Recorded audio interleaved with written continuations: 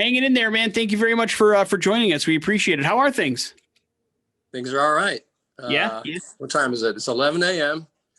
I just finished a workout and now I'm going to talk to you guys, and then I'm going to go to the studio and roll through all the new tunes. That's what's on the agenda. I like it. It sounds like a nice day. Yeah. What's a workout like for you these days? Oh, this one sucked.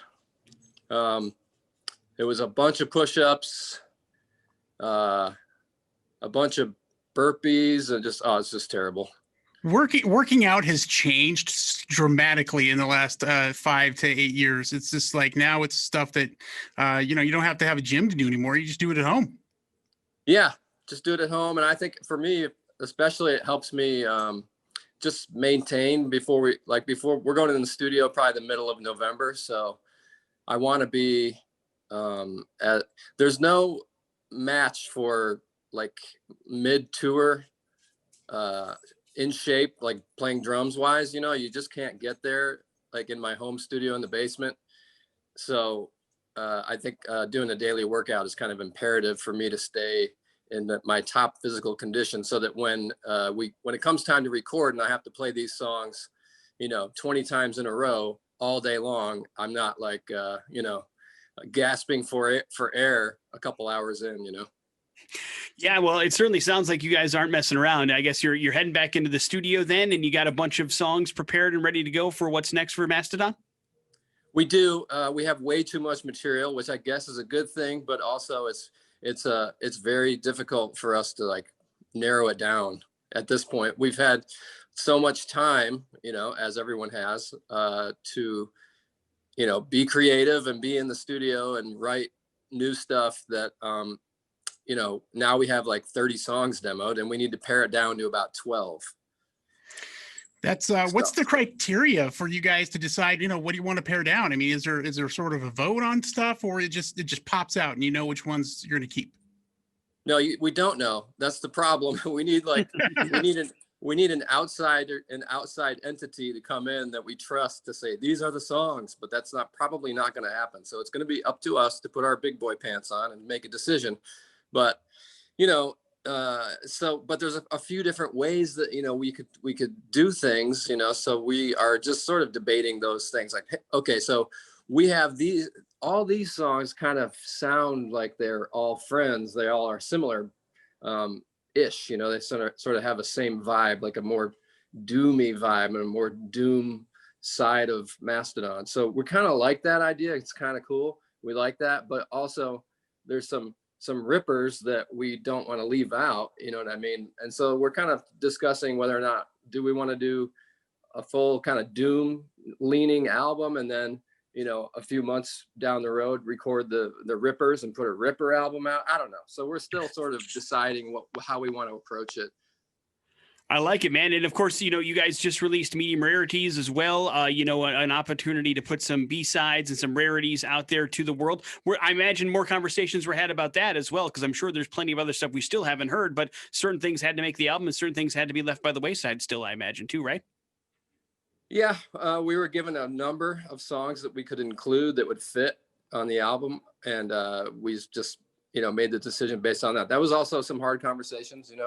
We were, what about this one? No, you got to put this one on. So it, but really, we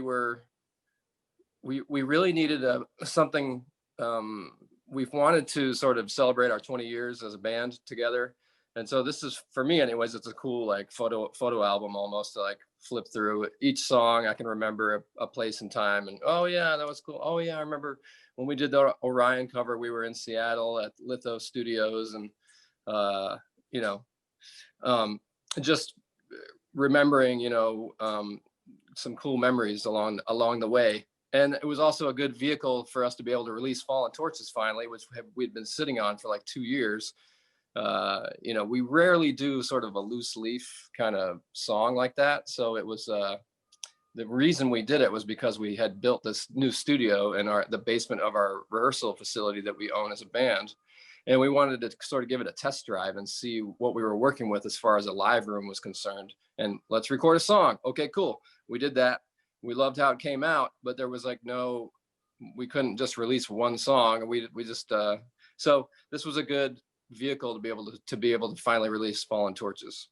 Yeah, and I got to imagine that there's everybody's personality is maybe shown through here on this album. You've got Aqua Teen Hunger Force cover on here, and you've also got the White Walkers from Game of Thrones. So a little bit of personality in there as well, right? Yeah, and it's also just some of the cool things that we've been able to do throughout the years. The Aqua Teen Hunger Force thing, like you said, was really cool for us because we were such huge fans, and then also the Game of Thrones thing that we did was, we were on the show a couple times, and that was just amazing, and what an amazing experience. So, including those things on the Medium Rarities thing is just kind of a little memory jog for people like, hey, we got to do those cool things. Braan from Mastodon joins us. Of course, let's talk about that for a second. You got a couple Adult Swim songs on this particular album, and then coming up here in a couple of days, you guys are going to do the Adult Swim Festival as well, the online thing that's going on. How did that relationship start, and how has it continued over all those years? Well, we are, we're from Atlanta, and Turner Broadcasting is based here, so Cartoon Network is based here. We have a bunch of friends actually that work over the years, have worked for Adult Swim and have worked for Cartoon Network in the animation department or just doing whatever. So it's like, we kind of swim in that circle already. And it kind of started with Aqua Teen. We just got a cold call, like my phone rang and I answered it, and it was Dave from Aqua Teen Hunger Force. And he just got my phone number from a friend of mine that works there. And they said, we really we love your band, and we'd love to get a song recorded with you guys. Is there any way that, that you guys would be interested in coming down and doing a song for our movie that we have coming out? We're like, yeah. I think this was on a Friday evening. We were all at the practice base, and we said, "Oh man, it's Dave from Aqua Teen. Let's do it. Yeah, cool. We want to do it. When do you need the song by?" They're like, "We want to record it on Monday morning." No pressure. Okay.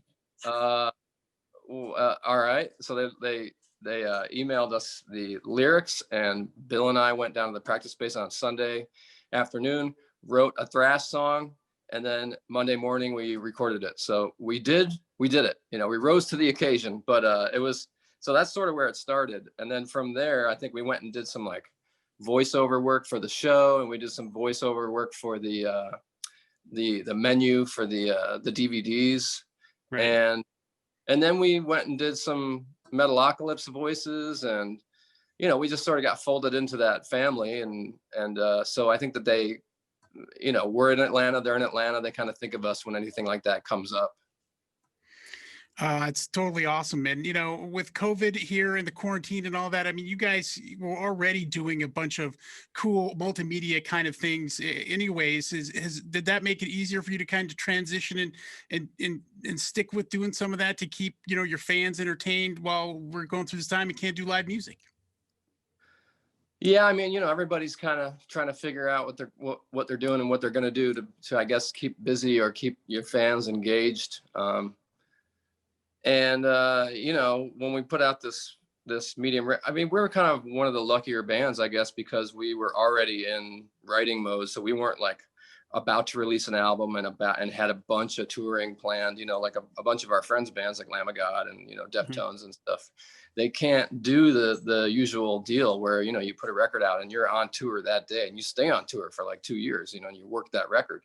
And as a lot of people know, that's the only way that musicians are able to put real food on the table is from touring, because nobody makes any money off of, writing and recording and putting out albums. So, and unfortunately, our industry is probably going to be one of the last to be able to make a full comeback, so everybody's figuring stuff out. But,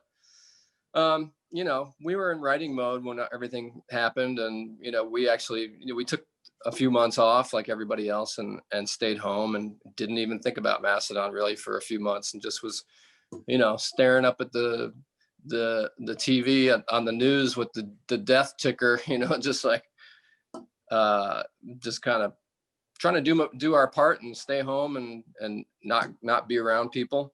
But as far as, trying to put together some kind of virtual concert, we're gonna just concentrate more on our new album and make sure and pour over that and make sure that that's the best that it can be, so that, you know, when we put that out, it is, you know, our best foot forward. And then maybe after that, we'll do like a virtual concert experience type thing, depending on where things are at with the pandemic. But I mean, we did do the Medium Rarities cooking show. Yeah, yeah. But some really cool recipes for our fans to try out at home. You know, you know, we're all avid cooks in the band, so, and then we got to kind of show off a little bit of our culinary handiwork in those videos, if you saw them. Yes. So that was fun. That was a fun thing to film. And then this Adult Swim thing that we just filmed, you know, we did a bunch of songs for that, and that was really cool and fun. But I think for us, you know, there's like two sides of our Mastodon brain, where it's like, okay, we're writing and we're focused on this thing. If someone says you have to do a live concert and we haven't played in a while, it's like, well, we want that to be as good as it can be. So it's like, okay, we got to switch brains and go over here and be like, okay, let's practice that material for that concert. And so we're kind of want to stay in, at this point, we want to stay in album mode. You mentioned next month into the studio. Do you have a timetable as to when you think maybe everything will be completed, or you're just going to kind of play it as it goes? I mean, you know, usually we're pretty quick, but we'll see. I mean, we're pretty prepared, I think, as far as like the material that I think is going to be picked. It's pretty, like, it's to me, it's kind of done. You know, I'm just like really drilling it at this point and getting on top of it drum wise, and just making sure I can do cool and fun and interesting things on the drums. And then, you know, been working on the lyrics and everything. So we're probably more prepared than we've ever been to go in the studio, but we usually try to leave about 10 to 15% open to improvisation and surprise, you know?